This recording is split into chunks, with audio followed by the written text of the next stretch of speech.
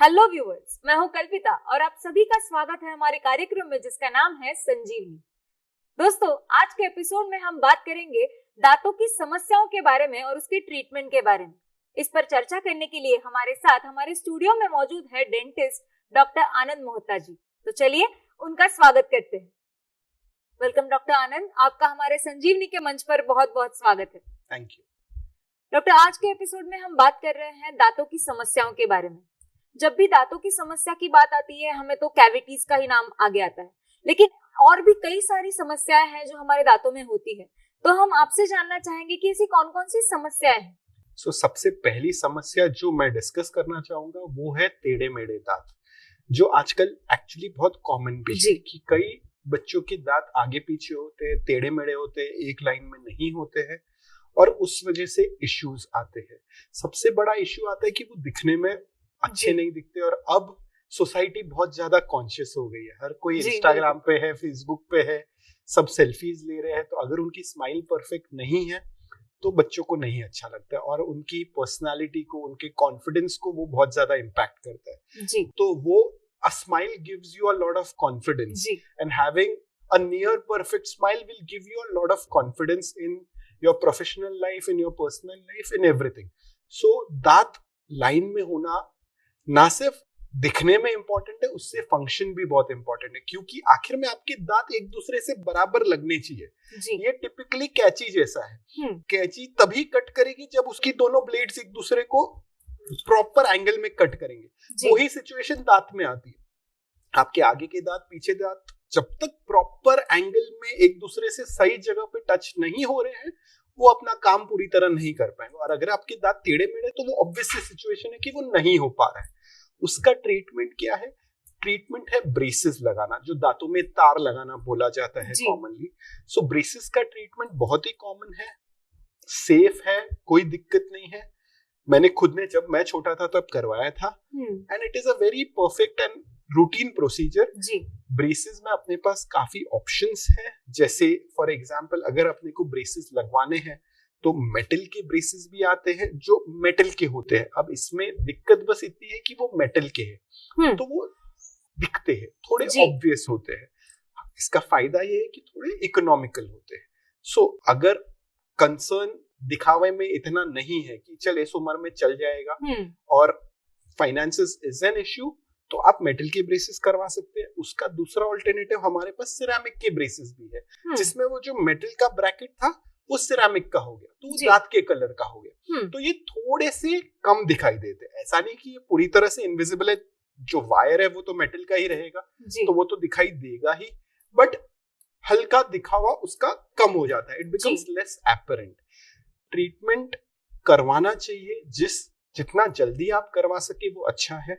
Usually हम suggest करते हैं 14 साल की उम्र में जब सारे पक्के दांत आ गए हैं तब बच्चों को एक बार डेंटिस्ट के पास दिखा दीजिए, और अगर उनको ब्रेसेस की जरूरत है तो start is as soon as possible. जी डॉक्टर, जैसे कि आपने अभी ब्रेसेस की बात की, तो एक और अल्टरनेटिव आता है आजकल, वो है इनविजिबल अलाइनर्स जो लगाते हैं। तो क्या वो भी इसी तरह से ब्रेसेस की तरह से ही काम करता है?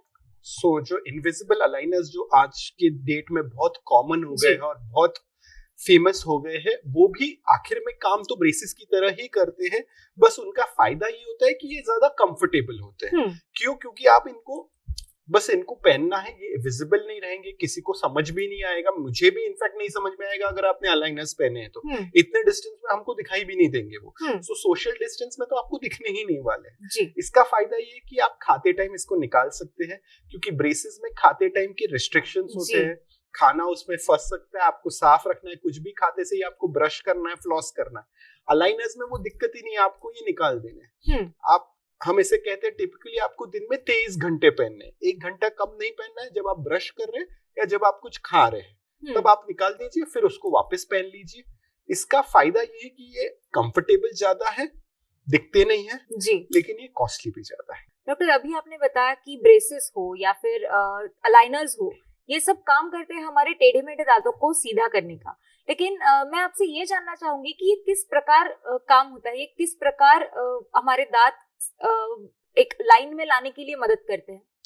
सो बेसिकली अगर आप जानना चाहते हैं कि दांत मूव कैसे होते हैं, सो अगर आप इस फोटो में देख सकते हैं, इस मॉडल में देख सकते हैं, इस दांत के अराउंड आपको एक रेड लाइन दिखेगी। तो दांत जहां से हड्डी को ज्वाइन होता है वहां एक लिगामेंट होती है। जैसे बहुत सारी लिगामेंट्स होती है, नी लिगामेंट्स आर फेमस क्योंकि उधर इंजरी बहुत कॉमन होती है। तो दांत भी हड्डी को एक लिगामेंट से अटैच होता है, और उस लिगामेंट की वजह से हम जब दांतों पे हल्का प्रेशर लगाते हैं तो बोन रीमॉडल होता है और दांत धीरे धीरे शिफ्ट होते हैं। तो हम वो हल्का प्रेशर लगा के धीरे धीरे धीरे दांतों को अपनी पोजीशन पे लेके आते हैं।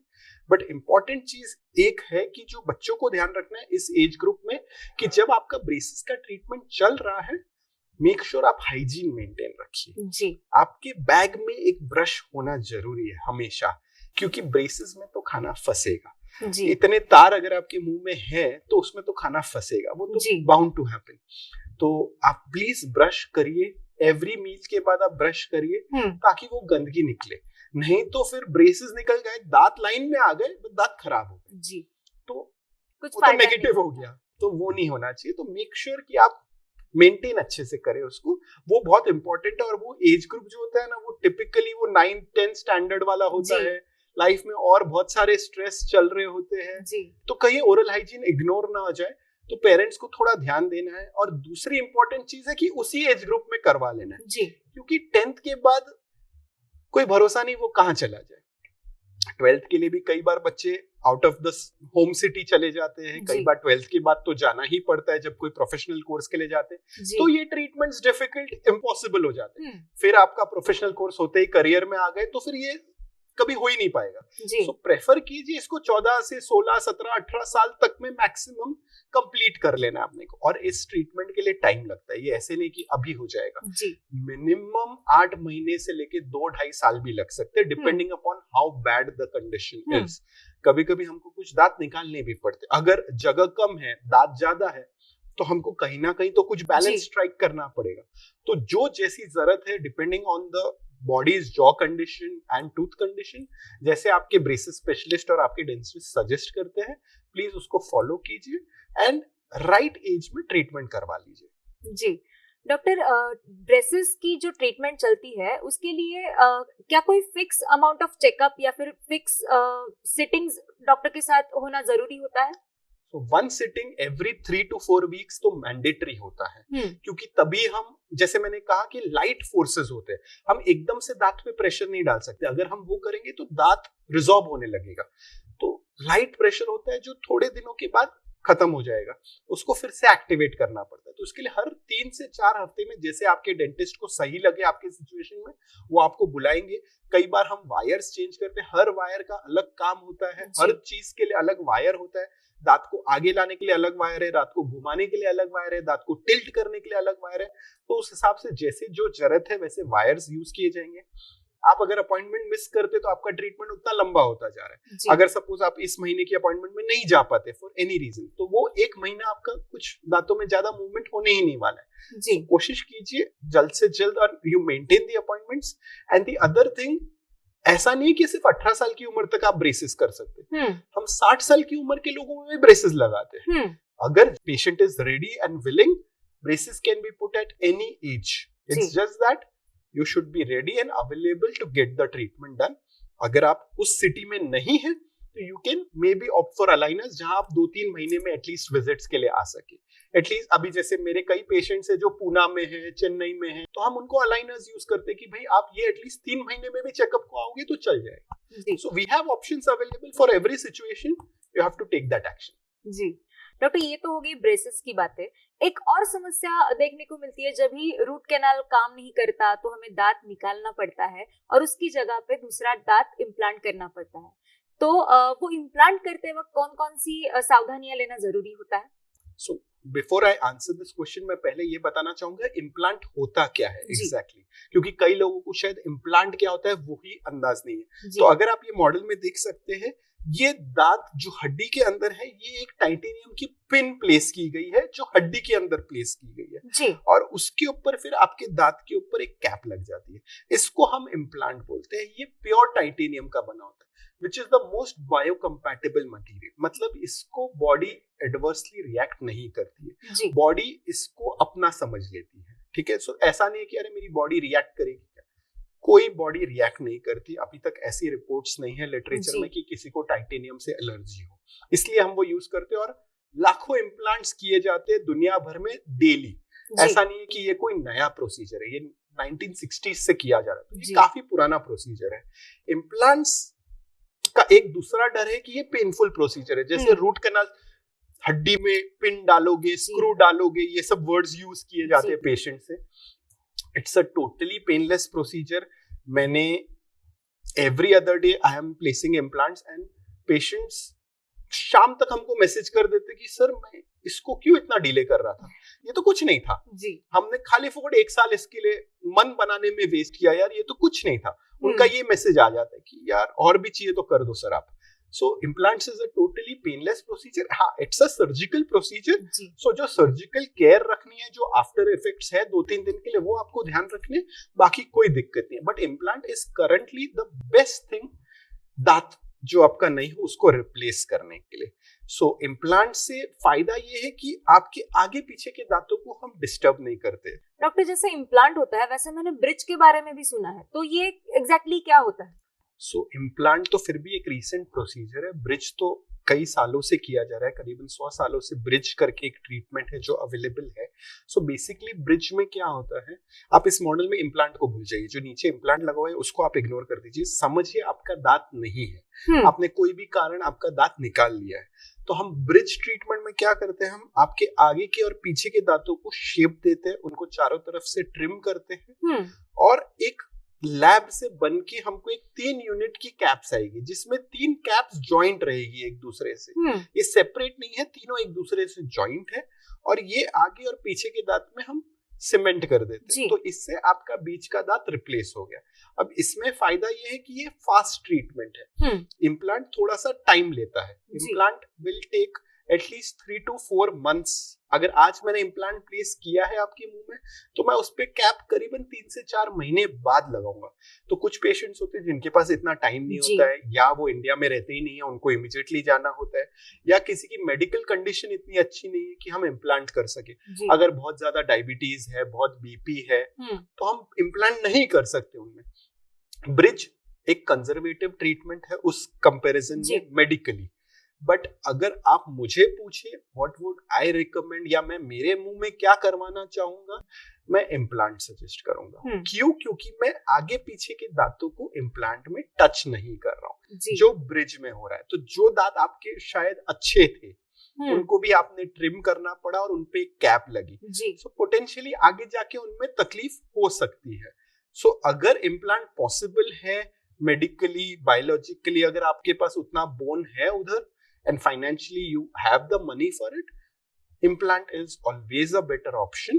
Bridge is not a wrong treatment, but a better treatments available है, तो better treatment is an implant. Bridge करना है तो कर सकते हो, but avoid it better.